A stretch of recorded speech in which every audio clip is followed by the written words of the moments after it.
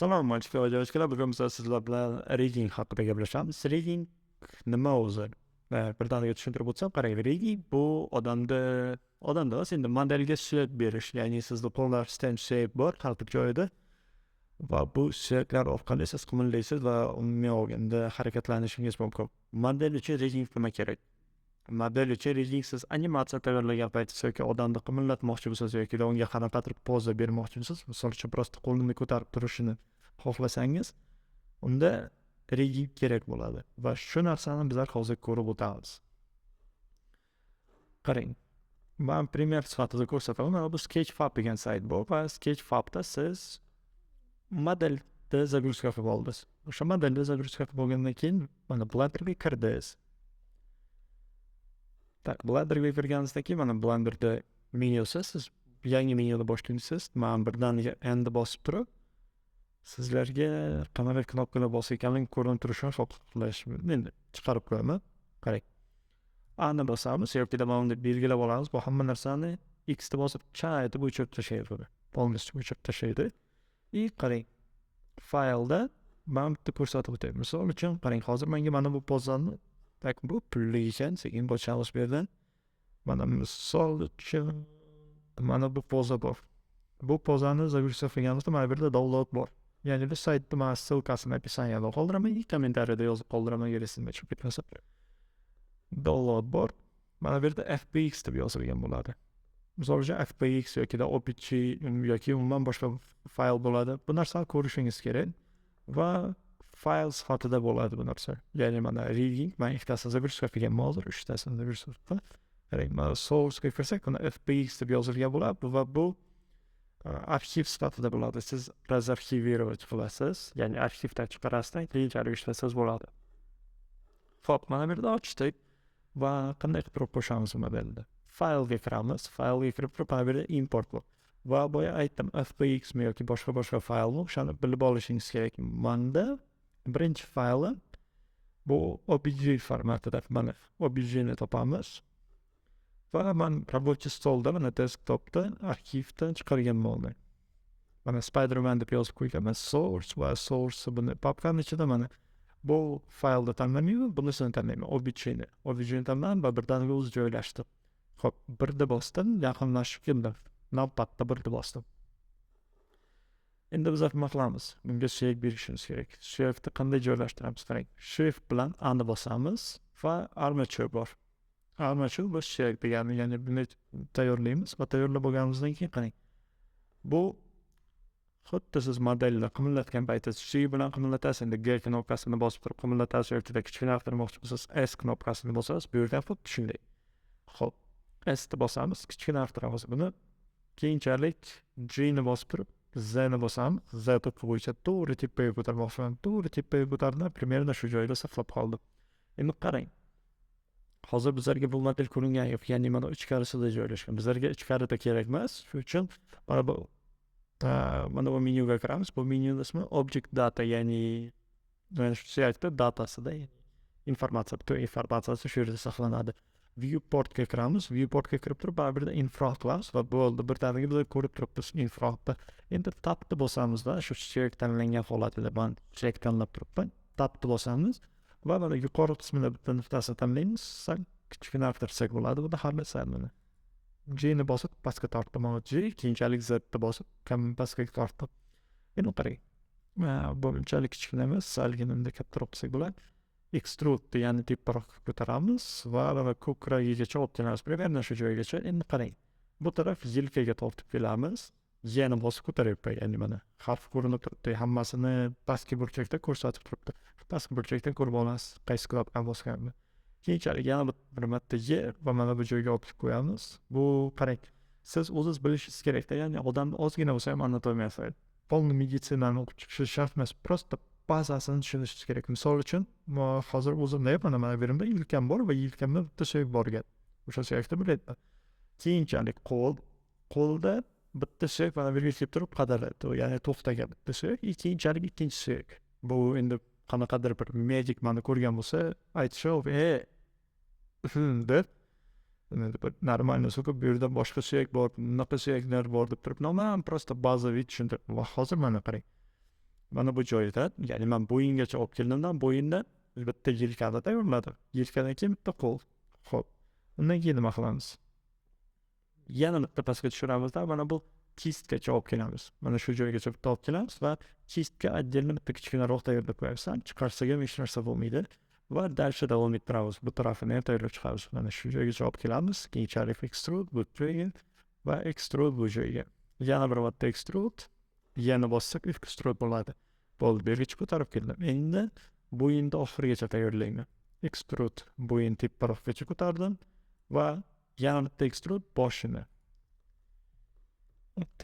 Qarang, mana bu narsa menda hozir peshib ketdi extrude, keyin z bo'yicha sal tep tarafga ko'tarmoqchiman. Menda peshib ketmaslik uchun va qarangda, bunisi ham Ctrl Z ni bosib qatlayna qildim, chunki sal qiyshaygan. Qiyshaygan bo'lsa farqi yo'q.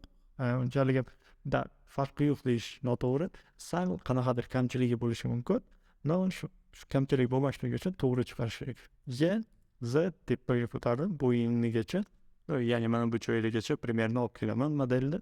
И дальше iyakgacha olib keldim. Дальше yana bir marta Z extrude, keyinchalik Z tepa bo'yicha sal boshini sal yuqoriga ko'tarib qo'ydim. Bu shunday qilib qo'ysa yaxshi bo'ladi. Xo'p, yana bitta mana bu yergacha olib keling. Qarang, endi pastki qismini extrude qildim va mana bu yuqori qismini salgina tepaga ko'tarib. Salgina tepaga ko'tarib qo'ysam bo'ladi shu joyni. Keyinchalik mana extrude bu joyga va extrude tizzasigacha olib keldim. Tizzadan keyin yana bitta pastroqgacha tushirdim bu yergacha.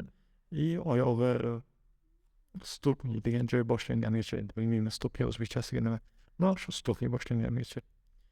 Dальше bu yerga pastga tushiramiz. Extrude bo'lsa faqatgina Y knopkasini bosib ochib chiqyapti. Dальше yana bir marta pastga tushiramiz. Endi qarang.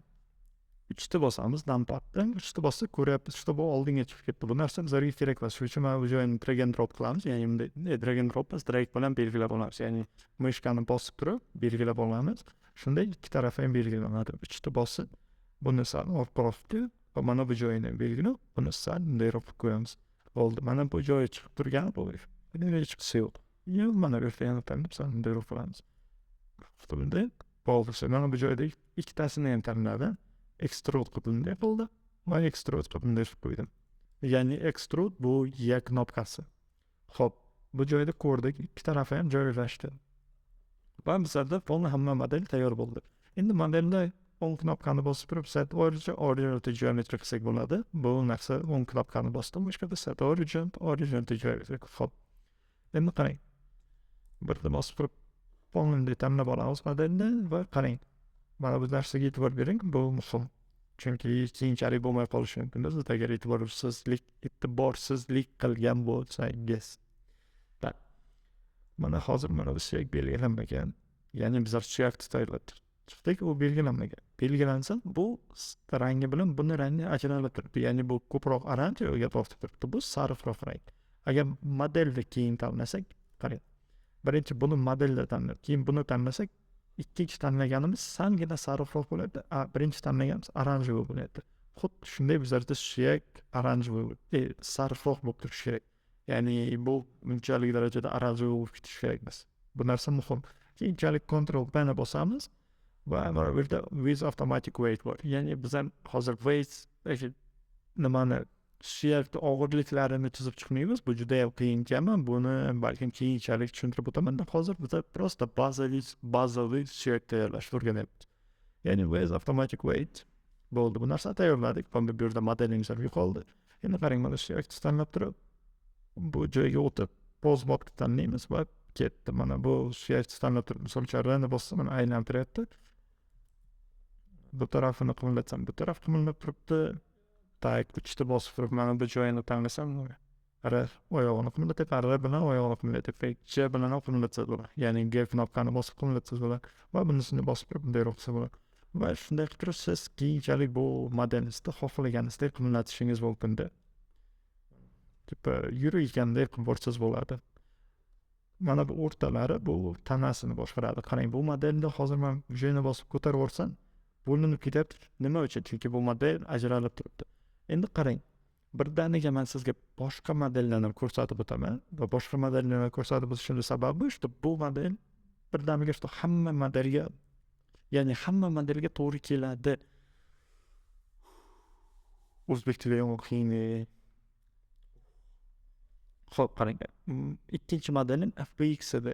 FPX modeliga kiramiz. FPX va qayerga sahifani qilganimizda, ya'ni qayerga загрузка qilib turib, razarga berib qilganimizda topishimiz kerak. Mana bu yerda men deb yozganman. Menda mana buni tanlaymiz bo'ldi. Kutib turamiz, kutamiz. Joylashdi. Tak. Bunday qarasam, bunda o'zi suyagi bor ekan.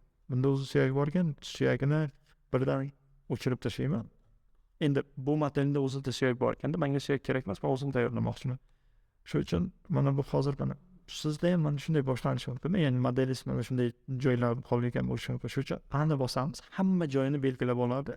Keyinchalik 3 ta bosib, R da bosib mana ko'taramiz. -90 deb teraman, bo'ldi, bu ko'taribdi. Endi qarang. Bu modelga biz boyagi joylashtiramiz. Boyagidek to'liq tushuntirib o'tirmayman, prosta tezroq tushuntirib gapirib o'taman, qarang. Qaytaryapti. Armaturga kiramiz. Armaturga kirganimizda bu armaturda topishimiz kerak. Armatur juda ham kichkina ekan, shuning uchun qarang, armaturni o'chirib tashlayman. Bu odam juda ham katta ekan-da. S bosib kichkinartiramiz. Примерно shunday. Nampadda nuqta bor, ya'ni 0 strelka bor, strelkadan keyin 0 bor, 0 dan keyin nuqta bor. O'sha nuqtani bosamiz. Enterdan oldi. Pasini. Balkim montajda qo'shib o'raman. No.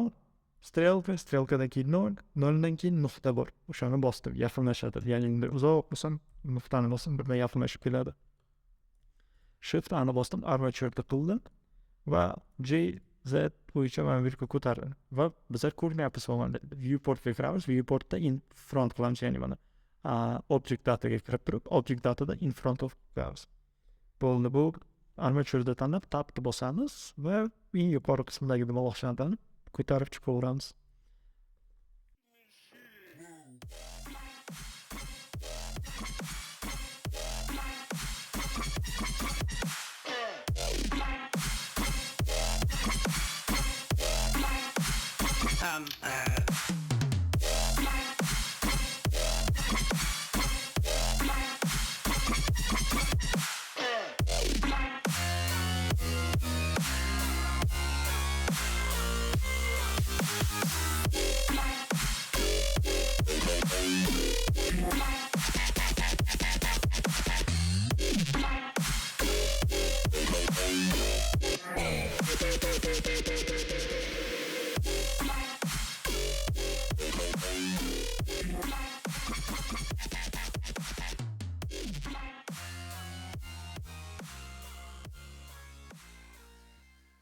Bo'ldi, bu yerdan chiqamizdan keyin alt tanlab turib, hamma joyini tanlagandan keyin shiyakda отдельно bitta tanlaymiz. Qarang, ya'ni ani bosganimizda hamma joy tanlanadi, mana qarang. Ani bosdim, hamma joy tanlandi, shiyakda bitta boshida отдельно yana bir marta bosib qo'yamiz. Чтоб suyak sarfroq bo'lsin. Buni aranjir bo'lish kerakmi? Ctrl P with automatic bilan boyagida bo'ldi, bu narsa bo'ldi. Xo'p, bu shiyakda tanlaymizda pause modga o'tamiz va shiyakda har birini qimillatsak, mana qimillashni boshladi, qo'lda o'zi ham bo'ldi. Boyagida qimillab turibdi. Shu bilan darsimiz tugadi. Like, kommentariy, podpiska, hamma narsani etib bosib tashlash kerak. Bu juda ham muhim, chunki muhim. Ko'rdilar, bundan oldingi videoni qancha 25 kun oldin qilib tashladim. Like, podpiska, kommentariy bo'lmasa, men ko'pchi video chiqarmay qo'yaman. Agar uyda o'tirib video chiqardim, videom juda ham kam prosmotr yig'di deyman-dan, yotib olib 25 kun yig'layman shu uchun. Bosib qo'yma shu yerdan qarab turibdi. Bitta bosib qo'y. Like, kommentariy, podpiska bosish shart. Sog' bo'linglar, omon bo'linglar.